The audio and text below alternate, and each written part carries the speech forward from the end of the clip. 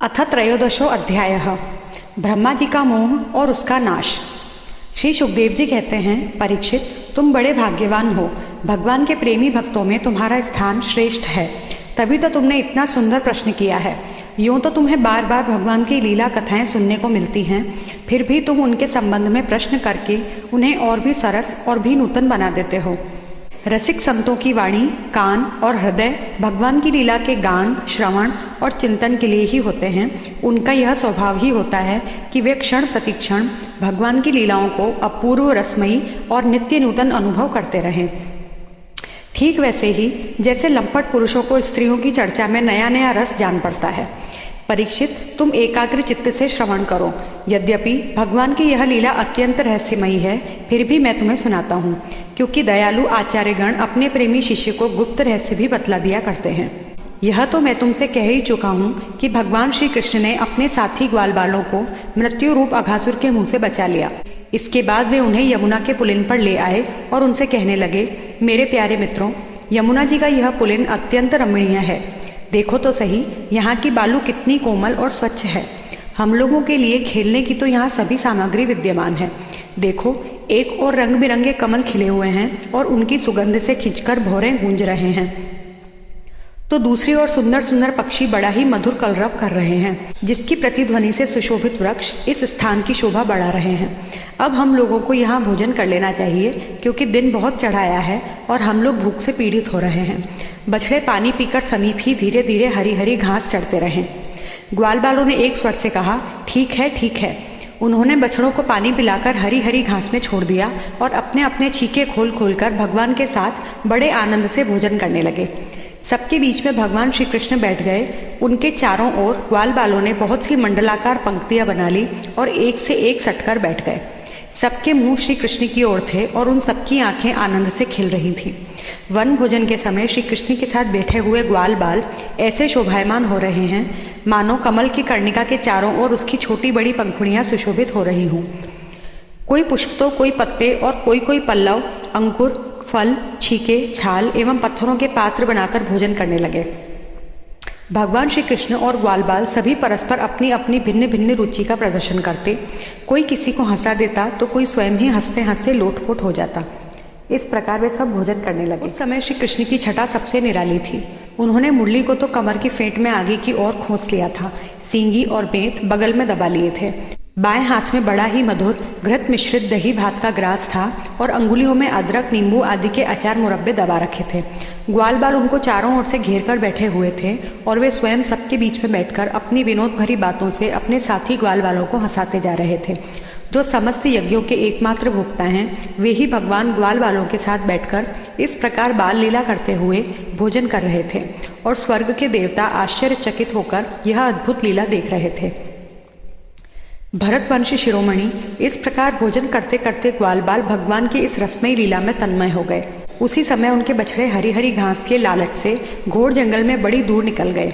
जब ग्वाल बालों का ध्यान उस ओर गया, तब तो वे भयभीत ही हो गए। उस समय अपने भक्तों के भय को भगा देने वाले भगवान श्री कृष्ण ने कहा, मेरे प्यारे मित्रों, तुम लोग भोजन करना बंद मत करो, मैं अभी बछड़ों को लिए आता हूँ। ग्वाल बालों से इस प्रकार कहकर भगवान श्री कृष्ण हाथ में दही भात का कौड़ लिए ही पहाड़ों, गुफाओं, कुंजों एवं अन्य भयंकर स्थानों में अपने तथा साथियों के बछड़ों को ढूंढने चल दिए। परीक्षित, ब्रह्मा जी पहले से ही आकाश में उपस्थित थे। प्रभु के प्रभाव से अघासुर का मोक्ष देखकर उन्हें बड़ा आश्चर्य हुआ। उन्होंने सोचा कि लीला से मनुष्य बालक बने हुए भगवान श्री कृष्ण की कोई और मनोहर महिमामयी लीला देखनी चाहिए। ऐसा सोचकर उन्होंने पहले तो बछड़ों को और भगवान श्री कृष्ण के चले जाने पर ग्वाल बालों को भी अन्यत्र ले जाकर रख दिया और स्वयं अंतर्ध्यान हो गए। अंततः वे जड़ कमल की ही तो संतान हैं। भगवान श्री कृष्ण बछड़े न मिलने पर यमुना जी के पुलिन पर लौट आए, परंतु यहाँ क्या देखते हैं कि ग्वाल बाल भी नहीं हैं। तब उन्होंने वन में घूम घूम कर चारों ओर उन्हें ढूंढा, परंतु जब ग्वाल बाल और बछड़े उन्हें कहीं न मिले, तब वे तुरंत जान गए कि यह सब ब्रह्मा जी की करतूत है। वे तो सारे विश्व के एकमात्र ज्ञाता हैं। अब भगवान श्री कृष्ण ने बछड़ों और ग्वाल बालों की माताओं को तथा ब्रह्मा जी को भी आनंदित करने के लिए अपने आप को ही बछड़ों और ग्वाल बालों दोनों के रूप में बना लिया, क्योंकि वे ही तो संपूर्ण विश्व के कर्ता सर्वशक्तिमान ईश्वर हैं। परीक्षित, वे बालक और बछड़े संख्या में जितने थे, जितने छोटे छोटे उनके शरीर थे, उनके हाथ पैर जैसे जैसे थे, उनके पास जितनी और जैसी छड़ियाँ, सिंगी, बांसुरी, पत्ते और छीके थे, जैसे और जितने वस्त्र आभूषण थे, उनके शील, स्वभाव, गुण, नाम, रूप और अवस्थाएं जैसी थीं। जिस प्रकार वे खाते पीते और चलते थे, ठीक वैसे ही और उतने ही रूपों में सर्वस्वरूप भगवान श्री कृष्ण प्रकट हो गए। उस समय यह संपूर्ण जगत विश्व रूप है, यह वेदवाणी मानो मूर्तिमयी होकर प्रकट हो गई। सर्वात्मा भगवान स्वयं ही बछड़े बन गए और स्वयं ही ग्वाल बाल। अपने आत्मस्वरूप बछड़ों को अपने आत्मस्वरूप ग्वाल बालों के द्वारा घेर कर अपने ही साथ अनेकों प्रकार के खेल खेलते हुए उन्होंने ब्रज में प्रवेश किया। परीक्षित, जिस ग्वाल बाल के जो बछड़े थे, उन्हें उसी ग्वाल बाल के रूप से अलग अलग ले जाकर उसकी बाखल में घुसा दिया और विभिन्न बालकों के रूप में उनके भिन्न भिन्न घरों में चले गए। ग्वाल बालों की माताएं बांसुरी की तान सुनते ही जल्दी से दौड़ आईं। ग्वाल बाल बने हुए परब्रह्म श्री कृष्ण को अपने बच्चे समझकर हाथों से उठाकर उन्हें जोर से हृदय से लगा लिया। परीक्षित, इस प्रकार प्रतिदिन संध्या समय भगवान श्री कृष्ण उन ग्वाल बालों के रूप में वन से लौट आते और अपनी बाल सुलभ लीलाओं से माताओं को आनंदित करते। वे माताएं उन्हें उपटन लगाती, नहलाती, चंदन का लेप करती और अच्छे अच्छे वस्त्रों तथा गहनों से सजाती। दोनों भौहों के बीच में डीठ से बचाने के लिए काजल का डिठौना लगा देती तथा भोजन कराती और तरह तरह से बड़े लाड़ प्यार से उनका लालन पालन करती।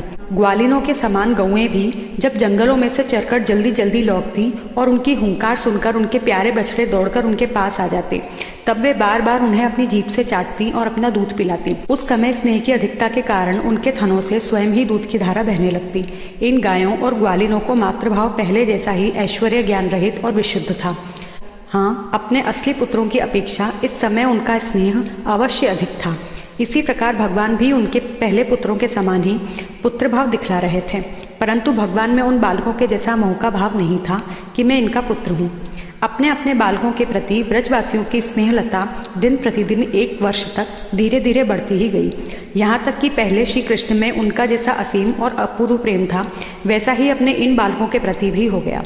इस प्रकार सर्वात्मा श्री कृष्ण बछड़े और ग्वाल बालों के बहाने गोपाल बनकर अपने बालक रूप से वत्स रूप का पालन करते हुए 1 वर्ष तक वन और गोष्ठ में क्रीड़ा करते रहे। जब 1 वर्ष पूरा होने में 5-6 रातें शेष थीं, तब एक दिन भगवान श्री कृष्ण बलराम जी के साथ बछड़ों को चराते हुए वन में गए। उस समय गौएं गोवर्धन की चोटी पर घास चर रही थीं। वहां से उन्होंने व्रज के पास ही घास चरते हुए बहुत दूर अपने बछड़ों को देखा। बछड़ों को देखते ही गऊओं का वात्सल्य स्नेह उमड़ आया। वे अपने आप की सुध-बुध खो बैठी और ग्वालों के रोकने की कुछ भी परवाह न कर जिस मार्ग से वे न जा सकते थे, उस मार्ग से हुंकार करती हुई बड़े वेग से दौड़ पड़ी। उस समय उनके थनों से दूध बहता जाता था और उनकी गरदनें सिकुड़कर डील से मिल गई थी। वे पूंछ और सिर उठाकर इतने वेग से दौड़ रही थीं कि मालूम होता था मानो उनके 2 ही पैर हैं। जिन गऊओं के और भी बछड़े हो चुके थे, वे भी गोवर्धन के नीचे अपने पहले बछड़ों के पास दौड़ आईं और उन्हें स्नेहवश अपने आप बहता हुआ दूध पिलाने लगी। उस समय वे अपने बच्चों का एक एक अंग ऐसे चाव से चाट रही थी मानो उन्हें अपने पेट में रख लेंगी। गोपों ने उन्हें रोकने का बहुत कुछ प्रयत्न किया, परंतु उनका सारा प्रयत्न व्यर्थ रहा। उन्हें अपनी विफलता पर कुछ लज्जा और गायों पर बड़ा क्रोध आया। जब वे बहुत कष्ट उठाकर उस कठिन मार्ग से उस स्थान पर पहुंचे, तब उन्होंने बछड़ों के साथ अपने बालकों को भी देखा। अपने बच्चों को देखते ही उनका हृदय प्रेम रस से सराबोर हो गया। बालकों के प्रति अनुराग की बाढ़ आ गई। उनका क्रोध न जाने कहाँ हवा हो गया। उन्होंने अपने अपने बालकों को गोद में उठाकर हृदय से लगा लिया और उनका मस्तक सूंघकर अत्यंत आनंदित हुए। बूढ़े गोपों को अपने बालकों के आलिंगन से परम आनंद प्राप्त हुआ। वे निहाल हो गए, फिर बड़े कष्ट से उन्हें छोड़कर धीरे धीरे वहां से गए। जाने के बाद भी बालकों के और उनके आलिंगन के स्मरण से उनके नेत्रों से प्रेम के आंसू बहते रहे।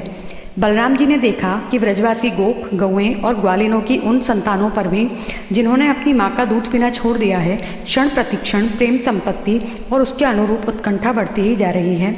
तब वे विचार में पड़ गए, क्योंकि उन्हें इसका कारण मालूम न था। यह कैसी विचित्र बात है। सर्वात्मा श्री कृष्ण में ब्रजवासियों का और मेरा जैसा अपूर्व स्नेह है, वैसा ही इन बालकों और बछड़ों पर भी बढ़ता जा रहा है। यह कौन सी माया है, कहाँ से आई है?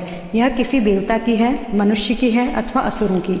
परंतु क्या ऐसा भी संभव है?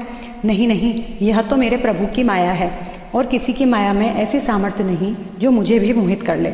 बलराम जी ने ऐसा विचार करके ज्ञान दृष्टि से देखा तो उन्हें ऐसा मालूम हुआ कि उन सब बछड़ों और ग्वाल बालों के रूप में केवल श्री कृष्ण ही श्री कृष्ण हैं। तब उन्होंने श्री कृष्ण से कहा, भगवान, ये ग्वाल बाल और बछड़े न देवता हैं और न तो कोई ऋषि हैं।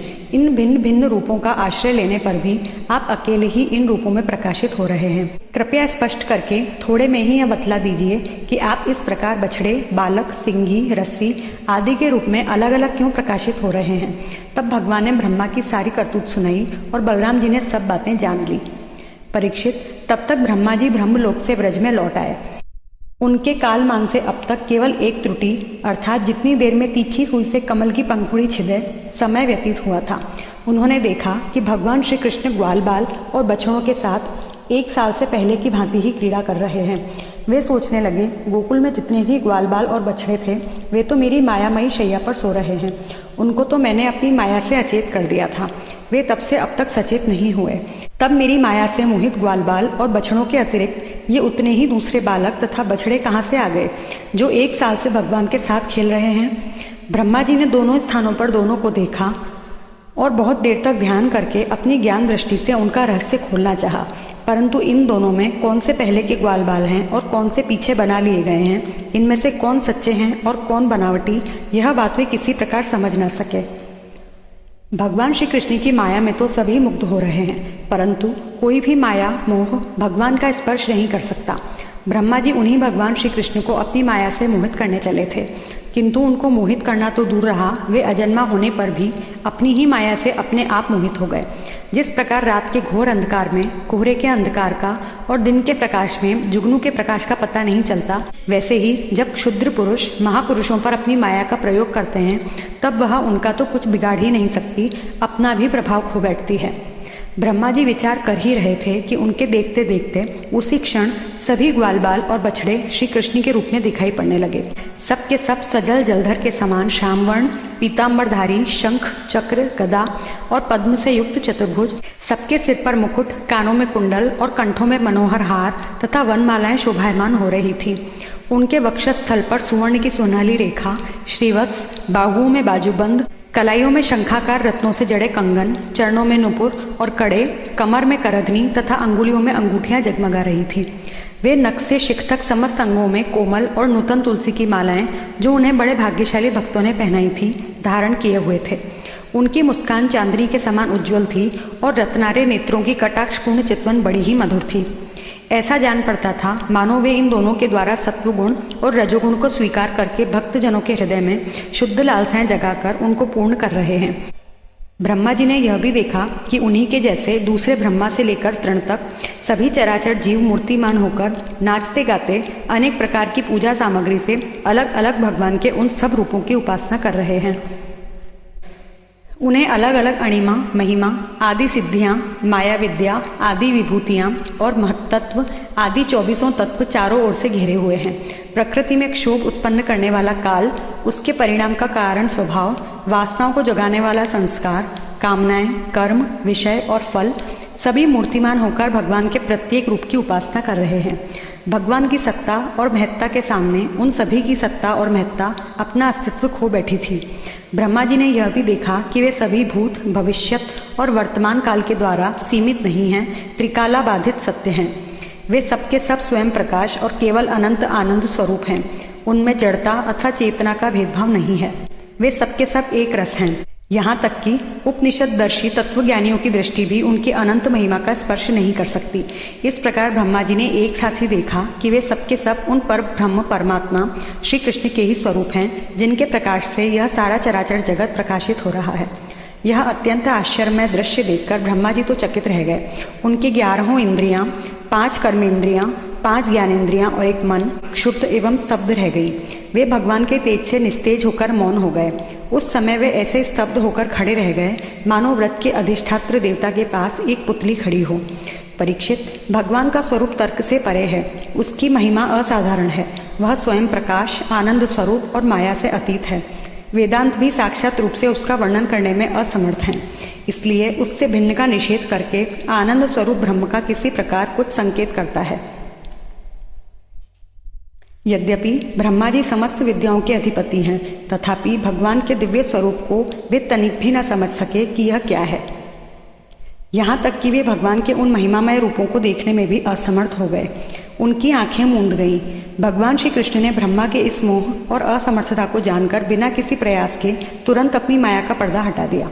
इससे ब्रह्मा जी को बाह्य ज्ञान हुआ। वे मानो मरकर फिर जी उठे। सचेत होकर उन्होंने ज्यों त्यों करके बड़े कष्ट से अपने नेत्र खोले। तब कहीं उन्हें अपना शरीर और यह जगत दिखाई पड़ा। फिर ब्रह्मा जी जब चारों ओर देखने लगे, तब पहले दिशाएं और उसके बाद तुरंत ही उनके सामने वृंदावन दिखाई पड़ा। वृंदावन सबके लिए एक सा प्यारा है। जिधर देखिए उधर ही जीवों को जीवन देने वाले फल और फूलों से लदे हुए हरे हरे पत्तों से लहलहाते हुए वृक्षों की पांतें शोभा पा रही हैं। भगवान श्री कृष्ण की लीला भूमि होने के कारण वृंदावन धाम में क्रोध, तृष्णा आदि दोष प्रवेश नहीं कर सकते और वहाँ स्वभाव से ही परस्पर दुस्त्यज वैर रखने वाले मनुष्य और पशु पक्षी भी प्रेमी मित्रों के समान हिल मिलकर एक साथ रहते हैं। ब्रह्मा जी ने वृंदावन का दर्शन करने के बाद देखा कि अद्वितीय परब्रह्म गोपवंश के बालक का सा नाट्य कर रहा है। एक होने पर भी उसके सखा हैं, अनंत होने पर भी वह इधर उधर घूम रहा है और उसका ज्ञान अगाध होने पर भी वह अपने ग्वाल बार और बछड़ों को ढूंढ रहा है। ब्रह्मा जी ने देखा कि जैसे भगवान श्री कृष्ण पहले अपने हाथ में दही भात का कौड़ लिए हुए उन्हें ढूंढ रहे थे, वैसे ही अब भी अकेले ही उनकी खोज में लगे हैं। भगवान को देखते ही ब्रह्मा जी अपने वाहन हंस पर से कूद पड़े और सोने के समान चमकते हुए अपने शरीर से पृथ्वी पर दंड की भांति गिर पड़े। उन्होंने अपने चारों मुकुटों के अग्रभाग से भगवान के चरण कमलों का स्पर्श करके नमस्कार किया और आनंद के आंसुओं की धारा से उन्हें नहला दिया। वे भगवान श्री कृष्ण की पहले देखी हुई महिमा का बार बार स्मरण करते, उनके चरणों पर गिरते और उठ उठकर फिर गिर पड़ते। इसी प्रकार बहुत देर तक वे भगवान के चरणों में ही पड़े रहे। फिर धीरे धीरे उठे और अपने नेत्रों के आंसू पोंछे। प्रेम और मुक्ति के एकमात्र उद्गम भगवान को देखकर उनका सिर झुक गया। वे कांपने लगे। अंजलि बांधकर बड़ी नम्रता और एकाग्रता के साथ गदगद वाणी से वे भगवान की स्तुति करने लगे। इति श्रीमद्भागवते महापुराणे पारमहंस्यां संहितायां दशम स्कंधे पूर्वार्धे त्रयोदशो अध्यायः।